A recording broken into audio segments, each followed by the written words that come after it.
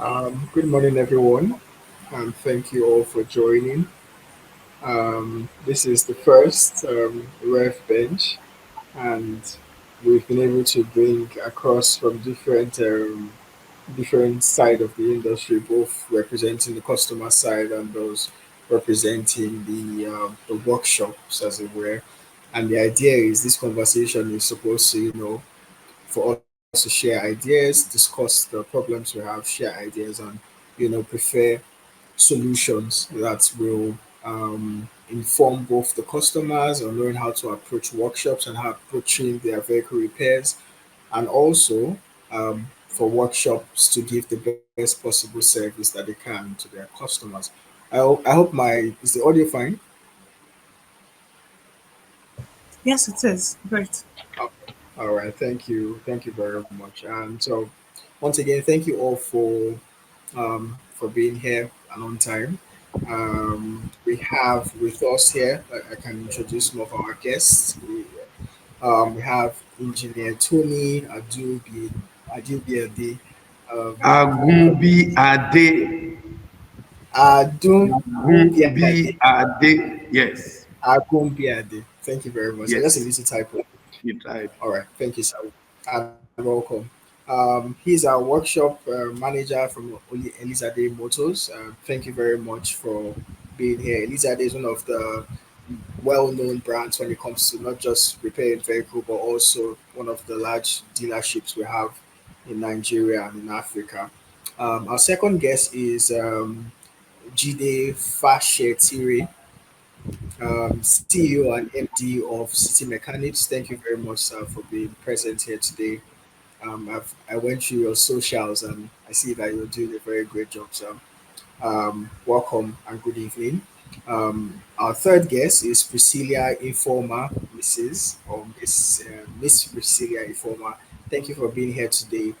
She is the supply chain operations specialist.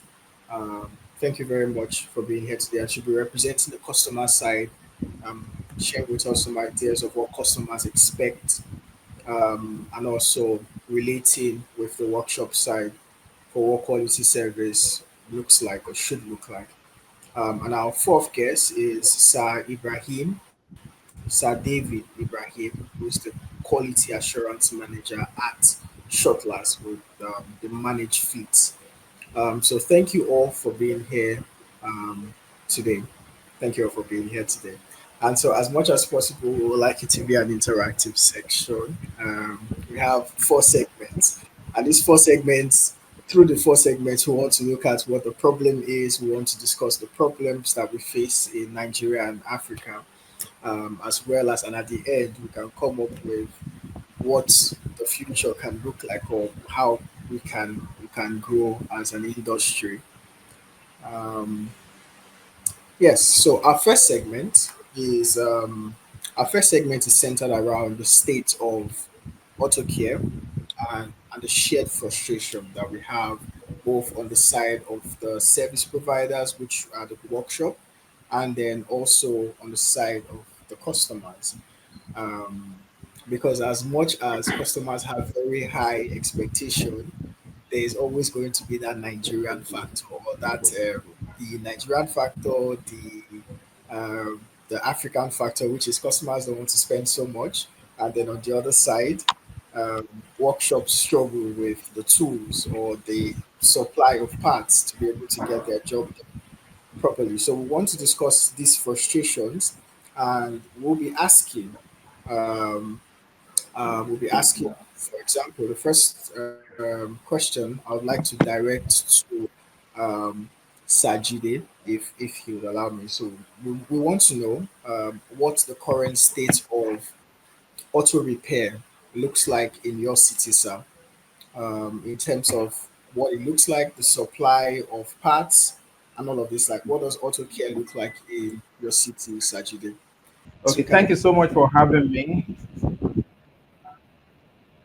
Yeah, and it's a great honor and privilege. Yeah, to be part of this maiden edition of this Rev Bench. Yeah. So, what repair looks like? my city, there is need for us to categorize various workshop centers. So we have the well structured, which are the dealerships. Then also we have the private practitioners, like independent workshop and garages like me. Then we also have some set of informal workshop garages, or a group of mechanics in a garage. So we call it, they are under an umbrella or an association called the Monta or the Nata. So they work under an umbrella. So there is need for us to categorize it into that. So, and the mode of operation of each garages varies and differs. So let me talk in my own space, which is the independent garages and private Independent practitioners. garage, yes, because I think we have more of them compared to the organized dealerships. The mode of operation in my own private entity is that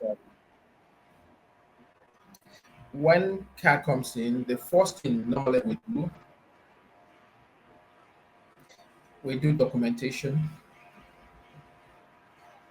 Then proceeding from the documentation, we do probably, if it's uh, electrical or mechanical, there is need for us to do inspection. We carry out inspection, we carry out diagnosis. So it is on these reports that we take it to another level called the troubleshooting. So the most important thing, I do tell some of my colleagues that if you miss out in troubleshooting, you give a um, a wrong report of what you are meant to do or what you're about to do, because that will entails the listing of what you are going to carry out in the repair. So if something is missing out, then you are likely to pay dearly for it, because in the sense that you can't go back to your car owner that, I'm sorry, I messed up this. At the end of the day, you now start raising some kind of supplementary invoices. So for you to just keep your game and maintain your professionalism, you just tend to like absorb those kind of errors. Then if it's not too much, it's something that you can absorb and you don't bill for it. If not, if you keep going back to your customer for such, they might not patronize you again, or you might not have that retainership. So most time I spend much time in troubleshooting. Then before I give out the estimated bill, then in the course of probably the customer paid, the next thing is just the repair itself.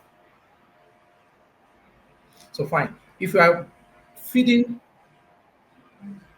on getting new parts, yeah, your challenges is less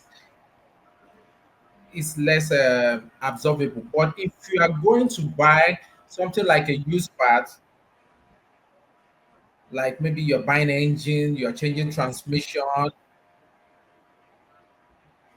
then put it there, it's like 50-50 chance, because it's either you can be so fortunate that you can get a engine, and not that you are brilliant or you are smart at what you do, but you are just fortunate, because most of this thing you're buying,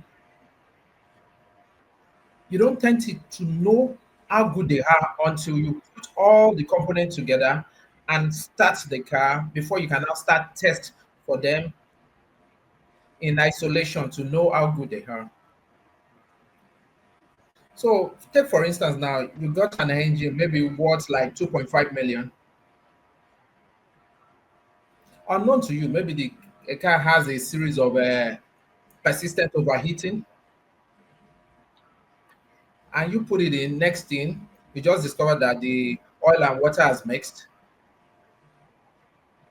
And next thing, you start putting a call out. The engine I got from you is like the gasket has missed, things like that. The wicked one, they will not tell you that they are going to replace it for you. They will just tell you, Oga, what you want to change is a minor thing, is a gasket. We send the gasket to you, then you can change it since you are an engineer yourself. At this point, you can't put a call through to your customer that looks, I got you an engine, very clean, graded engine, but unfortunately, the engine has overheated, so we are changing the gasket. So at this point, that's when your technicality comes in to manage it appropriately to the extent that you still get a good a good delivery of what the customer paid for. This illustration is one among the many that we experience. So in their case, there's nothing like return policy. There's nothing like warranty. The warranty they will give you is just for like 7 days.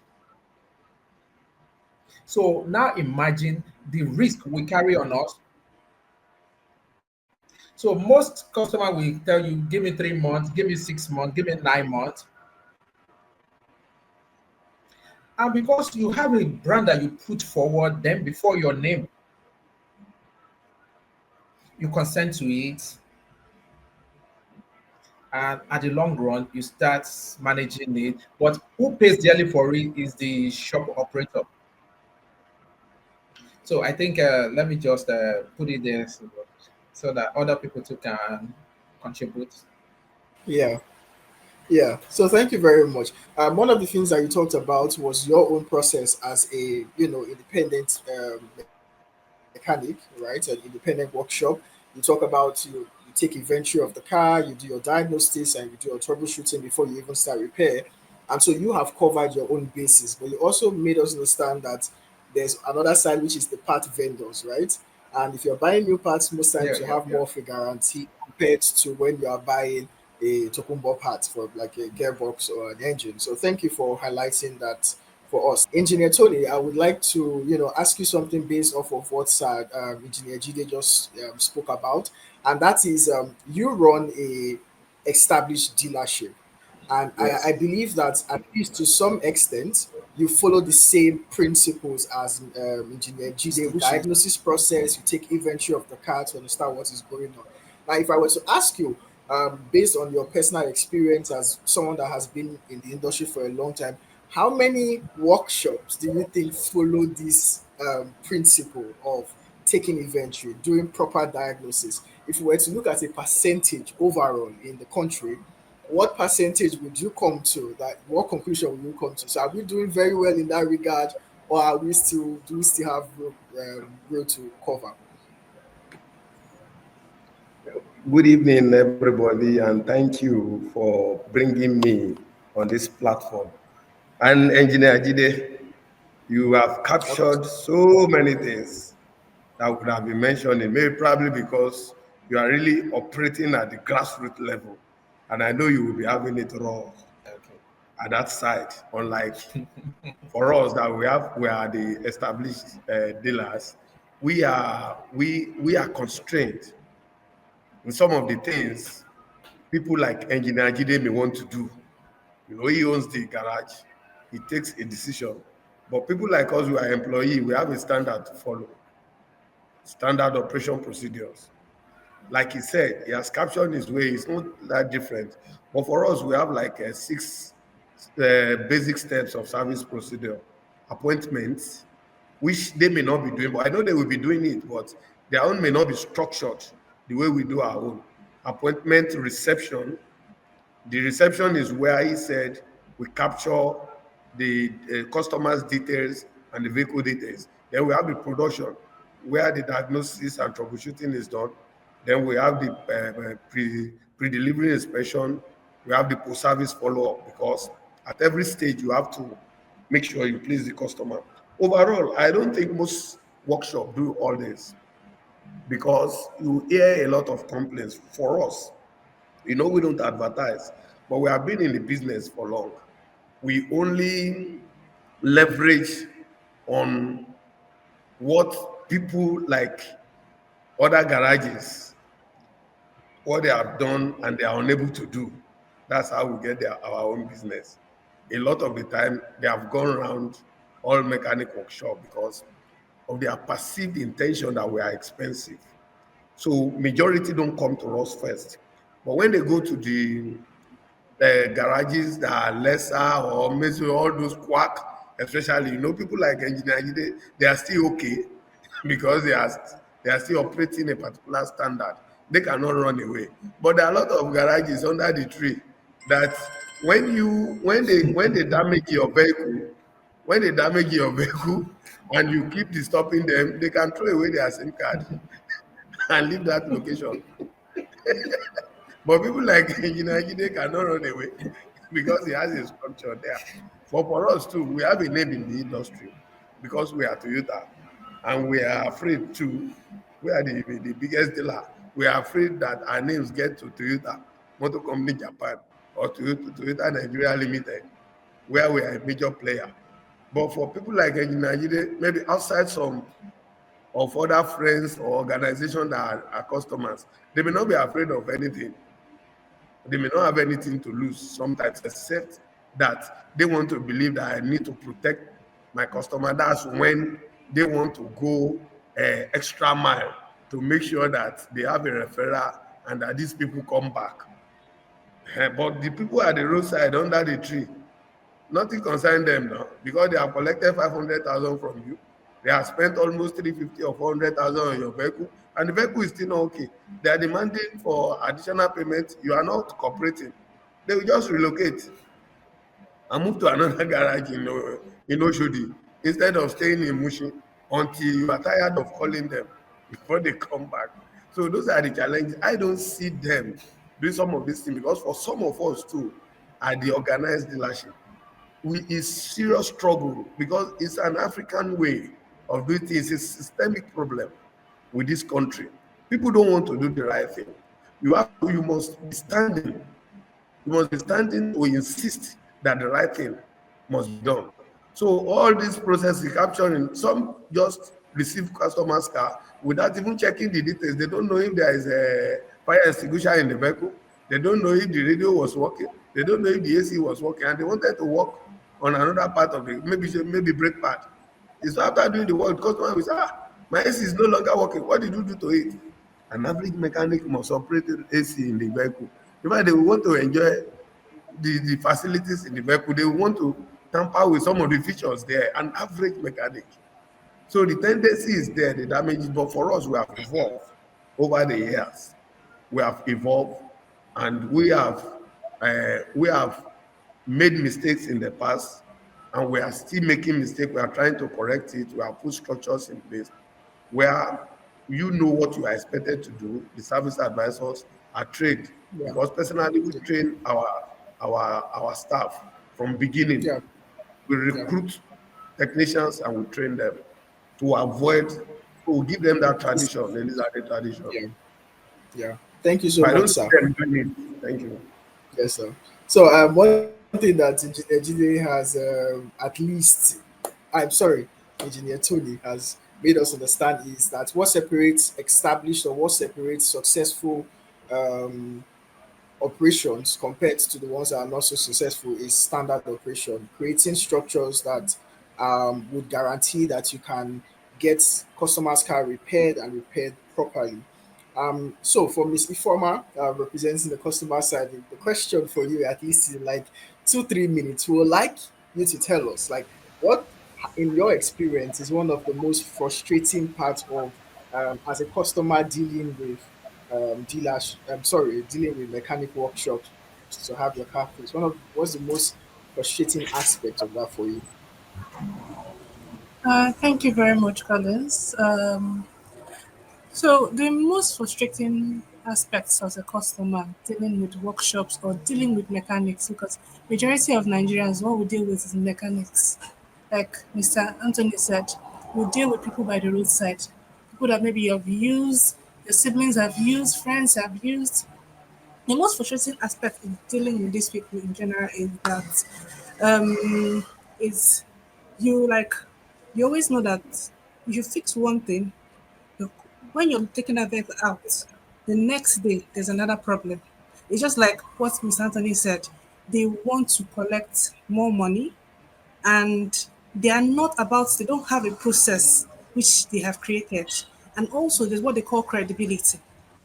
Because even if a person wants to build an organization or want to build himself or his own workshop properly to grow on a long run, first thing you do is have integrity, be credible enough. So the frustrating thing about this dealing with workshop or roadside mechanics, like I would call them, is they always want to tamper with one thing or the vehicle for you so that you can return to spend more money. That's the most frustrating aspect as a customer.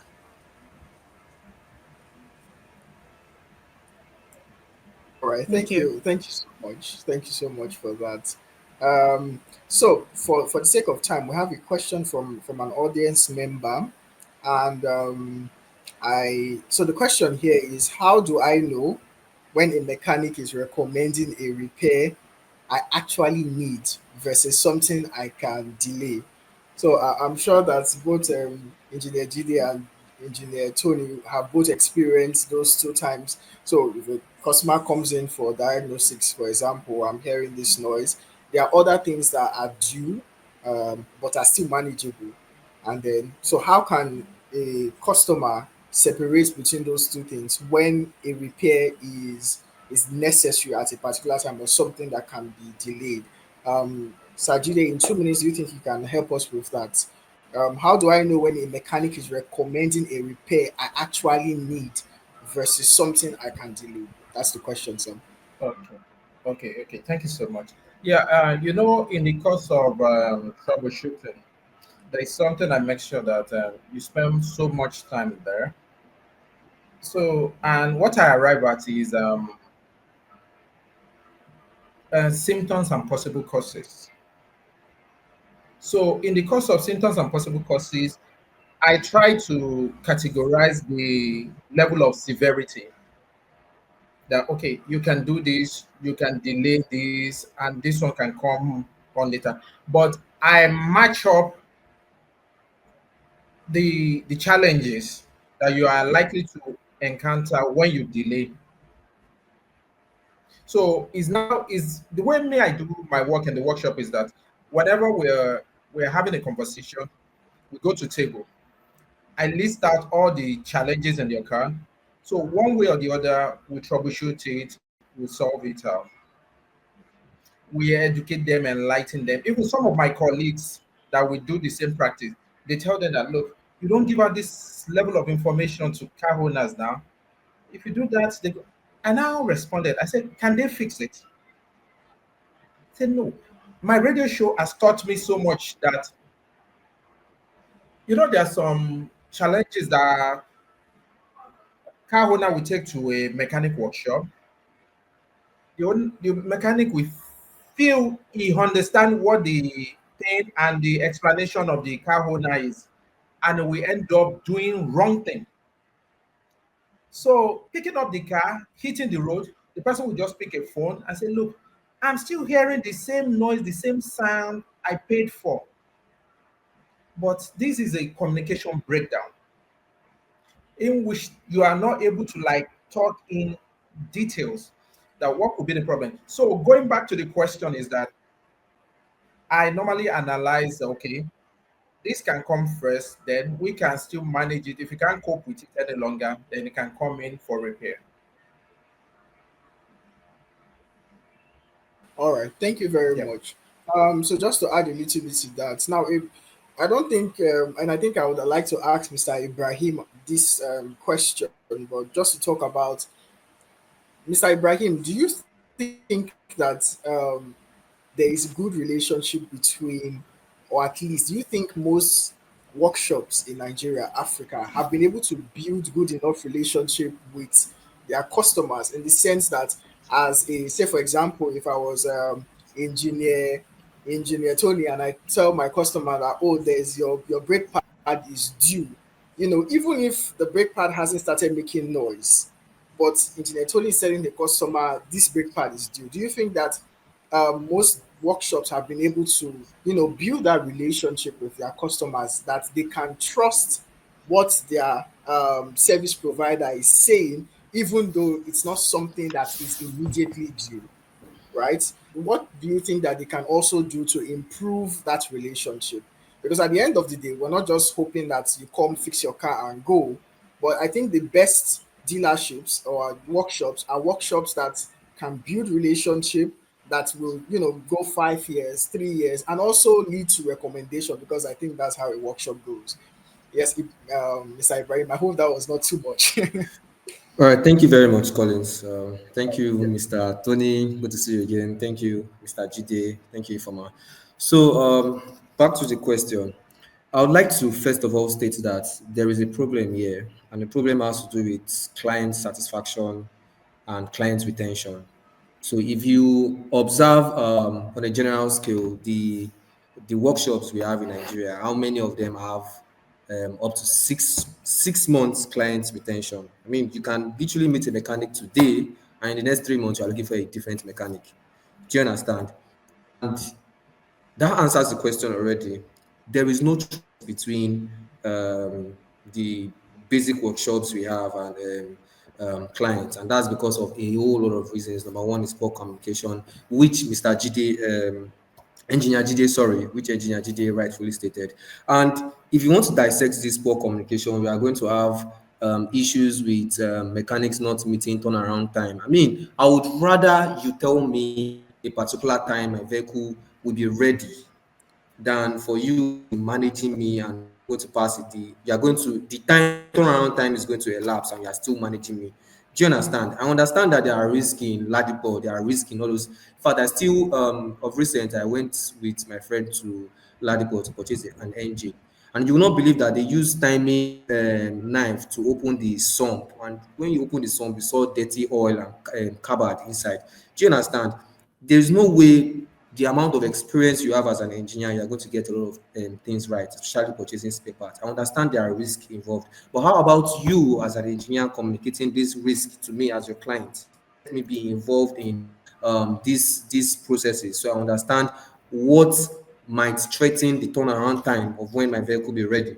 Do you understand? And if my vehicle is not ready as at when due, you communicate with me instead of managing me. Because when you're trying to manage me, you're going to be coming up with different types of excuses. Do you understand?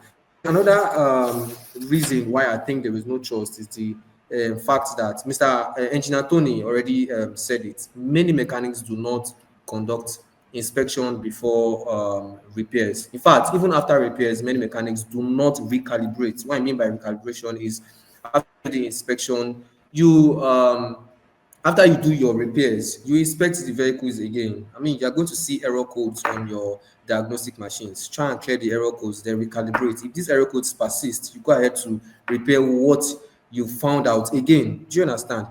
Whereas, in fact, most mechanics you have here will only fix what you tell them to fix. I mean, they are these professionals here, but you will be telling them this is what is wrong and they will only fix what you told them to fix. And those are just underlining issues. They don't go to the root cause of issues. They just fix if maybe the engine is misfiring. Some of them will just say, okay, fix the injector, fix the coil, try and error. They don't go deep to understand what is causing all these issues. So you fixing just the underlying issues will make me come back, and that's what we call return job. Do you understand? So when we're having a lot of return jobs in different workstations, they can never be trusted because I'll still be on the search to look for a competent mechanic. Do you get? So there are different. I don't want to just talk beyond the time you've given me, but there are many reasons I've highlighted that is affecting the trust between car owners and mechanics in this current day and age. Thank you, All right. Collins. Thank you so much, Sir Ibrahim. You've been able to tell us about the fact that competence is good, but importance is also another thing that is important is good communication skills between a workshop head to be able to communicate whatever challenges that might come, and also while the challenges come up, to be able to communicate with the customer, and so that they don't feel like you're taking advantage of them. And at the end of the day, the only thing you can also do to keep a customer is also competence, because people just want their cars done and done. Once they pay for it, they don't really care so much about the challenges that you may experience. They just want to see that the job is done. So yes, so Miss Ifoma, would you like to add to what Mr. Um, David just talked about? Yeah. So what I want to add to what David has said is all about first he held on to what we call communication. Communication is key in every business, in everything that you do in life. Communication is key. So I'll for every workshop or for every mechanic, for example, like David rightly said, you going to the market to go and get a spare part. You get there, maybe you don't get the specified part. It's always good at the same time that okay, even though you've given your clients a certain timeline or when the parts will be here, I prefer that okay, if it's not available, we keep these clients aware of what is happening and what's on ground. Okay, okay, like keep them abreast. Like okay, for example, I'm sure we have apps. For example, in the Western world, we have what we call apps where a customer will go on the app to check. Okay, what's the current status of my vehicle? Just like when you're doing logistics business, for every time you find out where the item is it at the service center and all that. So when you discover from there, it will give you an idea. Okay, this the part has not been gotten. It was not found. This is what was found. Keep your clients abreast. It like okay, create an open communication. It creates an open communication. That's where people like Mr. Anthony has service professionals, whereby those service professionals speak with the clients. Okay, oh, madam, sir, this is where we have currently right now on your vehicle. When you're able to communicate effectively with a customer, it's always key in helping you to diffuse issues that will become a problem. And also, I what we lack or what we feel here in Nigeria is that we do not we do not know how to communicate to clients or consumers that you really need to do a proper diagnostic on your vehicle. It might not be the brake that is the problem. Like Mr. Jide said, oh, a return job, a client has already taken the vehicle out of the workshop and he's driving it and he's still hearing that same sound. But that is not the problem. But you as an experienced engineer already know, okay, this is the problem which we are facing. So ability to, okay, create a process that works and which will carry on the long run, and also at the same time keep your customers there for a long time and also bring in more customers. So when you create that process, ensure you diagnose everything that is wrong with the vehicle. Let your clients know, okay, this is the problem at hand, but this is what you want me to fix, and this is what I can fix now. Because at the same time, people, okay, you have to look at the aspect of, okay, costs. As a customer, I might come in, I can only afford to spare 100,000 on that repair. That's why I only want to fix the leg of the vehicle. I don't want to fix what else that is wrong. It might not be the leg of the vehicle that's a problem, or even the brake pad or something else that's wrong. It might be something else that's a major issue. But it's also good, okay, at the same time, create a process that works, that is functional, and let your clients know, okay, these are the problems, these are things that will likely become another issue for you in maybe next 2 to 3 days, in a week time.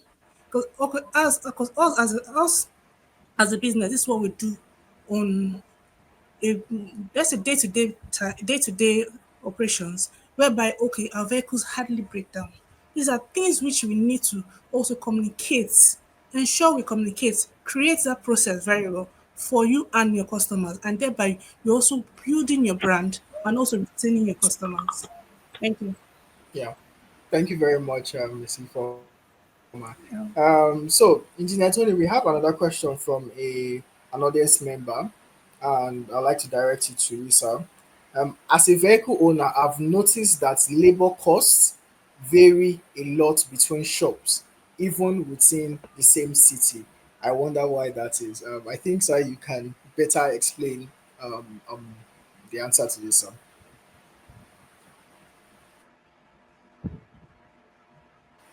Sorry, side. Your mic. Labor cost, Thank you, sir. yes, labor cost has to vary. Reason being that there is no umbrella that is coordinating anybody in the way you do things in this country. Government is not interested in what the auto mechanics are doing. So there's supposed to be a body who could regulate this thing. For instance, with Elizade, because we operate under Toyota Motor Company, we have what we call flat rate manual.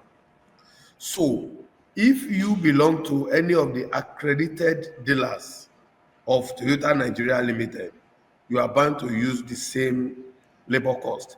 But because of the system here, we are not able to categorize all our repairs according to the labor hour because there are challenges.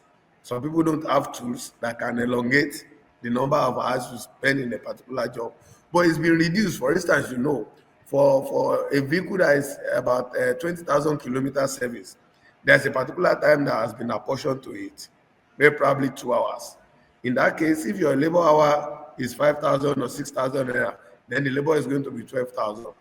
So among the dealers, it only varies. For instance, if we charge 10,000, what the other person can be charging is around 11 or 12. You can't go to as much as 16. But we are able to achieve that because we have a body, Toyota Nigeria Limited, that is regulating our prices. But how many other mechanics are under such body? And even if they are under such body, people will only charge according to how they see their customers. For instance, you are a senator and you are bringing a car. Nobody will go and replace your brake pad for 2,000 naira now. They know that now our money is the job. They will tell you brake pad replacement is 10,000. But it's not like that in Elizade because we already have a standard. And even our labor rates are displayed at the reception. When you enter, you see there for a 50,000 kilometer service, they would have given you maybe everything is about 60,000. So you are not likely to go beyond. There might be variation of 5,000, 2,000. So that is bound to happen. It's just like you buy tomato in Ketu for 10,000. When you get to Ojota, it could be 15,000. Nobody is regulating anybody. So you will not blame anybody. And we are all government on our own. I pay for NEPA, I pay for water. How do you expect me to now generate money to pay my bills? So government is not doing anything for anybody, so you won't blame anybody for that. But we do in Toyota because somebody is regulating our activities. All right. Thank you very much. Thank you very much, sir. So, like Engineer Tony said, there's so many factors that a business has to take into consideration. Mr. Tony works in an organized dealership where everything has been streamlined across their different branches. It's just like Chicken Republic. You know that there's a certain price for each of their meals, if, no matter the location of the place. While for other independent workshops, they have to take in factor in their rent, blah blah blah, staff payments, electricity, and usually that would affect the cost that they put over to their customers. Right. So another question I would like to direct to Engineer Jide. Now, the we have two more questions, and I would like to, after Mr. Jide speaks, I would like to ask Ms. Ifoma and Sir David what what you think the new normal should be. How can we harness technology to improve services, and also how can we improve this relationship between workshops and customers? But that will be after Mr. Jide. So Mr. Jide, the question we have here is. Some shops use fake or low quality parts. As a car owner, how can I protect myself from that? That's from an audience member, sir. Okay. Yeah. Thank you so much for the question. Um, and this question keeps begging for an answer. I won't lie to you. At times, we independent garages still fall victim to all these substandard parts. I won't lie, because even the so-called trusted source that you get your parts, at a point they compromise. And you now know they shift the blame to maybe one of their staff. They say, they are not aware of the person that packed it, it wasn't. And I said, look, the next question I had, so do you still keep substandard and mix it up with the original? And I said, no, there are some people that they price what they asked for. So that's what. And I said, look, you've compromised a lot because let me tell you a bit of history of myself. I'm on a radio show for close to 12 years. The brand is out there to be protected. If there's some level of thing that I've compromised, I can't even stand that time. I can't weather that 12 years because the platform would have said you've been defrauding innocent citizen. Please, you can't use our platform to continue all this. So even when there are even challenges or where there are issues of substandard, there's a company policy that we will call the car to come in and we replace the complaint parts entirely. So most times, all these substandard parts, they are like 80 to 70% already in market. At times, I do ask that this dealership they are not forthcoming to fight these people back because I expect them that the way they push for repair genuine parts, it should be across board. That is where the standardization and the enforcement on the part of the government is missing because you can't keep this. To me, I tell people that look, car maintenance is expensive. Take it or leave it. So, in as much as you are going to maintain your car, you must be ready to pay the money. Imagine we are buying a used car for millions of naira, and when we even get it, you'll be saying, this car is clean, close to brand new. It's as a result of the stick to maintenance, and it's not that cheap. So that's why most people, instead of them even fixing accidental car abroad, they, they decide to push it out here because the cost of maintenance to fix it and put it back on the road is very high. But when we get here, a lot of things will start compromising. Take, for instance, an engine that is meant to use a full synthetic oil.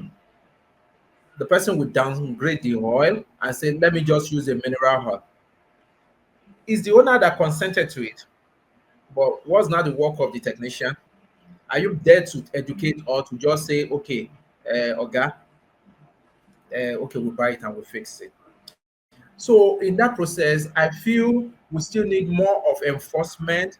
We still need more of government presence and more of government business in this auto industry so that we can even fight back substandard and all form of defraud in all these parts in our industry.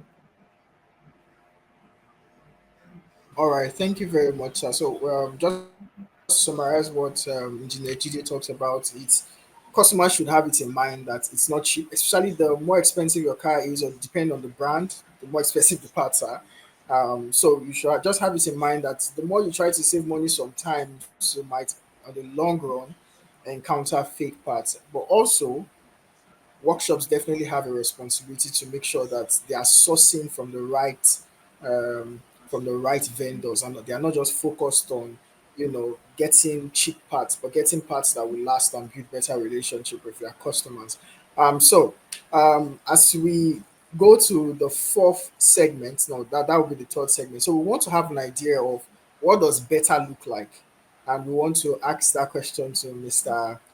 Ibrahim. So if we were to say, how can technology help us? How can technology help this synergy between customers and workshops in terms of communication, in terms of sourcing the right parts?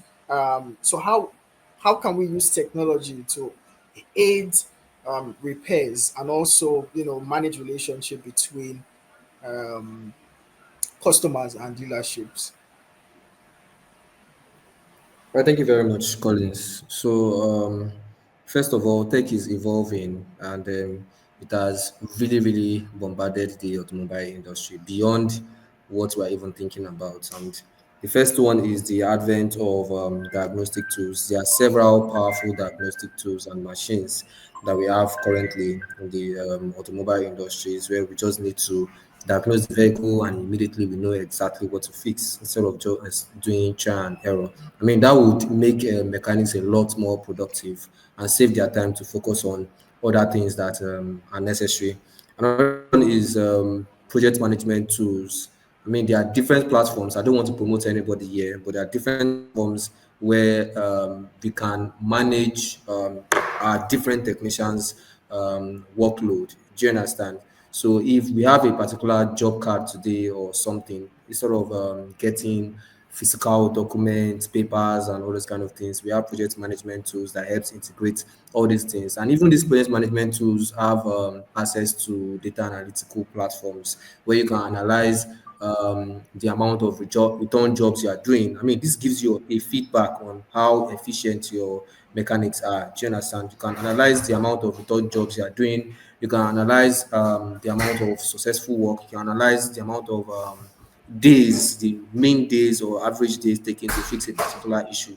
So this helps you communicate better to clients. For example, when I know by data or by history, any driver, any client that comes in talking about gear issue or let's say even shaft or shock absorber or transmission rack, I mean, steering rack. I mean, by data analytical trends, we'll be able to tell them, okay, your vehicle will be ready in this particular amount of time or this particular amount of days, giving them precise turnaround time. Do you understand? And if there is anything that is going to threaten the turnaround time, you communicate to them. So that to me, what better looks like is when we have honest communication on the turnaround time of repairs and all developing situations that can affect the repair turnaround time, and also the complete eradication of both underlying and root causes and all issues detected without returning, without resulting to return job. I mean, return job means there is something done wrong. Do you understand? So if a mechanic can be able to communicate effectively and also, even if I want to come back to your workshop, I don't come back for the same issue I came back for initially. I mean, that's a good success rate for me.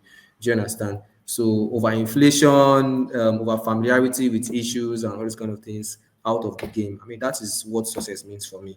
And this means they have to maybe find a way to curb or I mean keep sensitizing these mechanics or training them is a good plus. Yeah, Thank you. yeah. All right. Thank you very much, Sir Ibrahim. So training, using technology for diagnosis, communication, making sure that you're not cajoling your um your customers. At the end of the day, what is important is keeping them for a long time, and that's how you grow. All right. So two more questions before we round up, and I'll have to hand over to Miss Abiola. The first one would be to Sajide. So Sajide wants to know. Someone is asking from the audience. Is it better to buy parts myself from Ladipo or allow mechanics to handle parts purchase? If you can just cite advantage and disadvantage of both scenarios. I know a lot of your customers must have suggested because they are trying to, oh, I don't want my mechanic to eat my money or that kind of thing. So, yes, sir.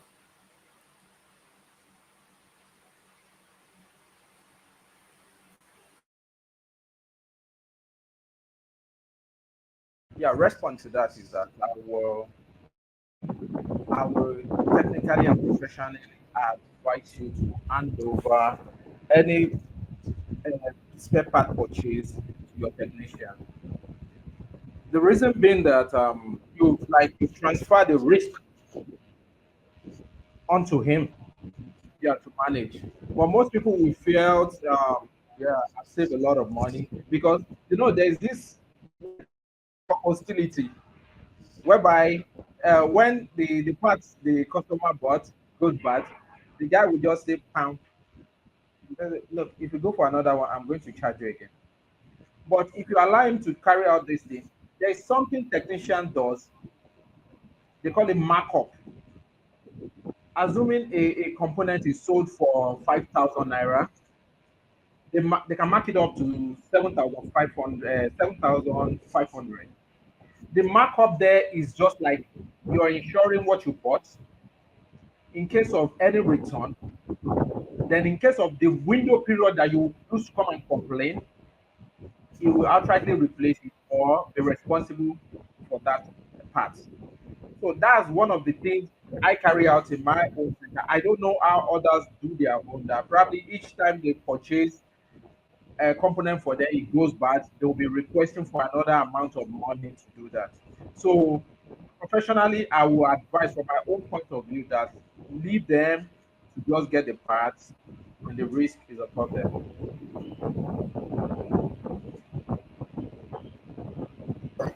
All right, Junior DJ, thank you very much. Miss Ifama, now I don't want any of our audience members to leave without having this important thing at the back of their heads. And the question I would like to ask you is how can they or how can we detect a mechanic that will spoil your car? I know that it's not so easy, right? But are there signs, at least from the first meeting of this mechanic, the way the person speaks, are there signs that we can use at least to pick up for our audience member who own cars that they can use to pick up and know, this one is a red flag. This one, let me take my car before something happens. Or even if they have already given the car to the mechanic, are there things that can come up that will show that this mechanic does not want to do good job or wants to keep billing this customer? So, could you help us with that, man? Collins, you know that there's a saying that they say you can never, someone that is bad is not written on the forehead, you know that. So, but what I would say for customers or for you to find out things or workshops or mechanics that are bad is always best to do a background check because your vehicle is something that is a necessity for you to move on a day-to-day basis. It's always good that you do a background check, find out the history of that mechanic. Okay, is he good at what he repairs? Okay, because every mechanic, like roadside mechanic, they have what they specialize in. You know, you have people that specialize in repairing Mercedes, you have people that specialize in repairing jet movers, you have people specialize in repairing various types of vehicles. While at the same time, you have people that also like workshops that, oh, they do the whole thing. It's always best, first thing first, as a consumer, as a customer, is to do a background check on that mechanic or the workshop and find out, okay, what are they good at? What is their history like before you know, okay, I'm taking my vehicle to there. So also when you step into the workshop or the mechanic is, can you look at the vehicles available on ground? Okay, are the quantity of the vehicles, are they much? Do we have because me definitely when you go, most people go to repair or work on their vehicles weekends. Weekends now you find, oh, the people around there, are they, how do you engage with the mechanic? How do you engage with the workshop technician? How do you engage with them? You find out, okay, people are calm, you find out people are relaxed, sitting down and they're repairing their vehicle. It gives, this comes off as a feeling that, okay, that first thing comes to your mind that, oh, I'm at the right place. These people are repairing vehicles, and you find out vehicles are moving in and out. These are just simple tell signs that you will notice as a consumer and as a customer. Thank you, Evans.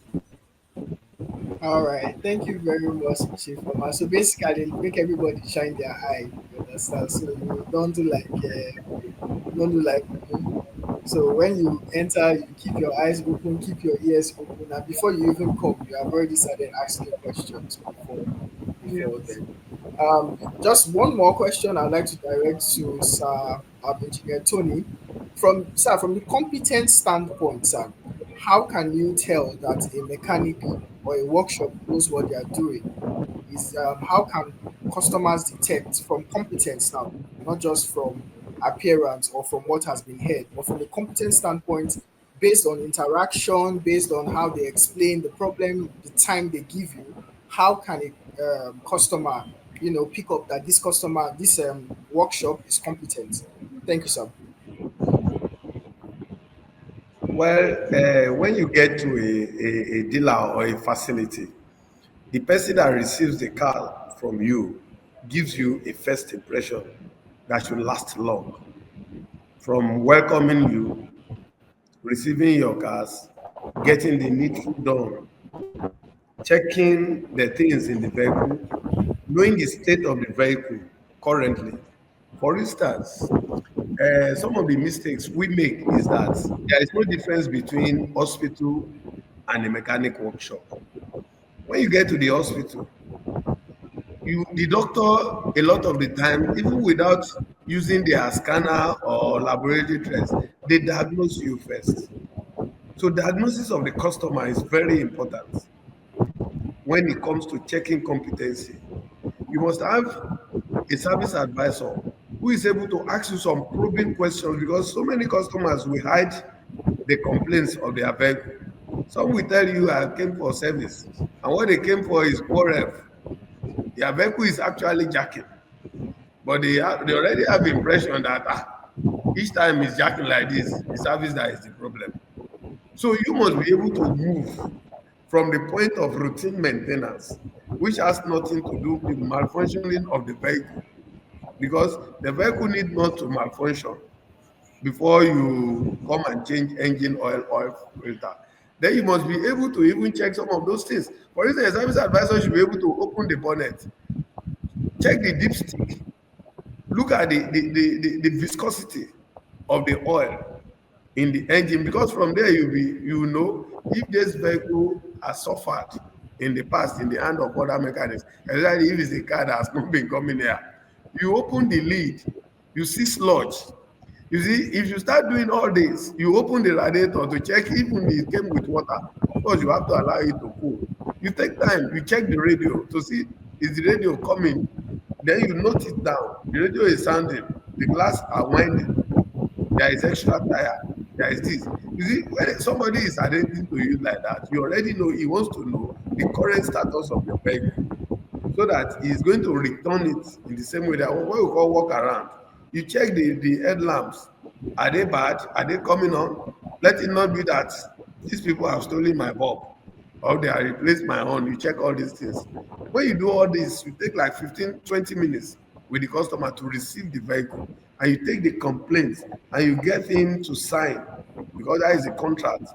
Then at least that is the first impression that should last long, that these people, they know what they are doing. But when you just see somebody, what do you want to collect key from you? Okay, Oga, your money is 20,000, and you to go and sit down in one place. My guess is as good as yours. So whatever you Yes, get sir. at the end of it, is your, is your lot. Okay. Okay, so to all our guests, thank you very much. Thank you, Engineer Jide. Thank you, Engineer Tony. Thank you, Mr. David. Thank you, Miss Ifoma. It has been a very lovely conversation. And so it has at this point I hand over to Miss Abiola of Revv Auto. Thank you very much. Thank you so much, Collins. Thank you. And thank you, everyone. Engineer Tony, Mr. Jide, Mr. David, and Miss Ifoma. It's so good to have everyone here. And I'm very glad that I'm grateful for all the questions that came in as well. And I see that we answered everything in a very simplified manner. So thank you so much, everyone. For us at Rev, we keep building tools to help make life easier for mechanics, workshop owners, technicians, car owners, and everyone alike, every car enthusiast. That's what we are focused on. And like we mentioned today, we believe that better auto care starts with better communication, trust, and of course, simple systems that make things work for everyone. So we are excited to keep working with everyone and to help move the industry forward. We believe that there are advanced nations across the world, and we can obviously get there if we just put more intention towards what we do. And I'm very grateful that most of the shops in Nigeria and Africa today understand the impact of technology. And so, in the next few months or years, I'm sure that the conversations we'll be having will be different. Like the way other advanced countries are talking about, self-driving cars and walking into an auto shop and everything is totally automated. That's the goal we are also looking forward to as well. So thank you so much, everyone, for joining, and we hope you have enjoy the rest of your day. Once again, my name is Abiola, and you can catch us on across our social media platforms. You can also visit our website revauto.care to learn more about how we're helping to solve these issues. Thank you so much, everyone. Have a nice day. Thank you. Bye You too. Thank bye. you. Thank you, Bye. Aloya. Yeah, Thank you, Engineer yeah, Tony. thank you very I much. greet Thank you you. Thank specially, Yeah, you. sir. I look you forward know, to seeing you again. pleasure meeting Yeah, thank you very much, sir. you. I know All we have right. more time to meet one on one.